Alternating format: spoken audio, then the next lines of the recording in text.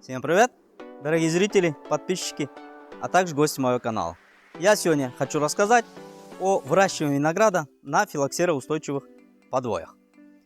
Высадка винограда на филоксероустойчивых корнях существуют различные методы, о которых я сегодня расскажу. При высадке винограда в промышленных масштабах, на мой взгляд, высадка привитыми саженцами является безальтернативным методом, так как в данном случае выпад будет минимальным, приживаемость будет максимальным. Существует другой метод. В данном случае ровно 3 месяца назад мы высаживали привитые черенки на постоянное место. О высадке данного кустика винограда у меня на канале есть видео. Кому интересно, можете пройти посмотреть. Естественно, при данном методе данный куст винограда потребует от вас больше внимания, больше ухода, но выигрыш целого года, на мой взгляд, в случае данного стоит.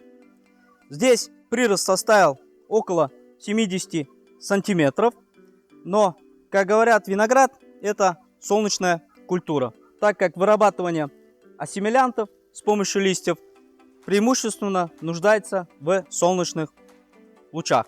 В данном случае куст находится не совсем в благоприятном месте, так как более взрослый куст винограда создает ему затенение. Есть курятник, который тоже закрывает.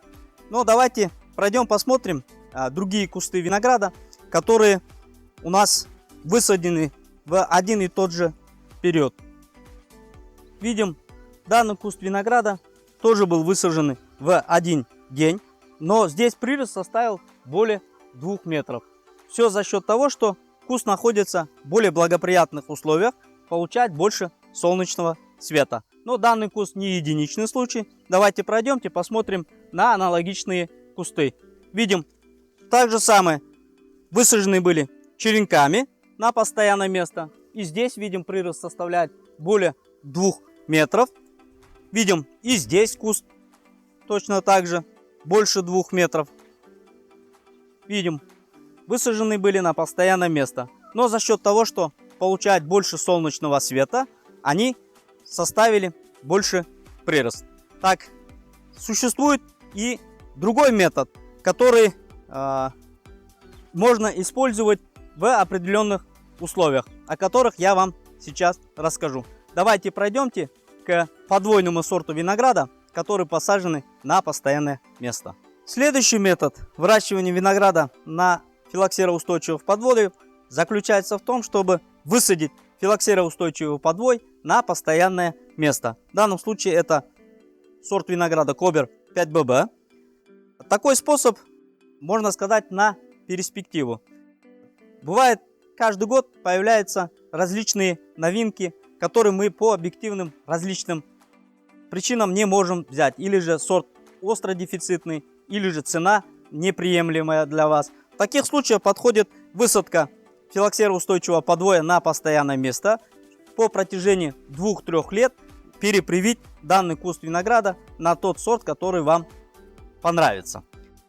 У данного способа есть один недостаток, так как после высадки саженца Кобера 5ББ, хотя и прирост будет у вас составлять более 2-3 метров, куст будет хорошо развиваться, но особенность у подвойных сортов в том, что диаметр бывает не слишком большим. То есть здесь нужно подождать 2, а то и 3 года, чтобы прирост был наиболее оптимальной толщины, чтобы можно было прививку сделать черным в зеленое. Так как там один из важных моментов — это совпадение привоя с подвоем. На мой взгляд, из всех 3 способов наиболее оптимальным и приемлемым является высадка привитыми черенками на постоянное место. Но для этого нужно провести настольную прививку. Весь цикл о том, как хранить черенки, как провести настольную прививку, как проводить стратификацию, у меня на канале есть видео. От вас потребуется лишь желание. Всем пока, до новых видео.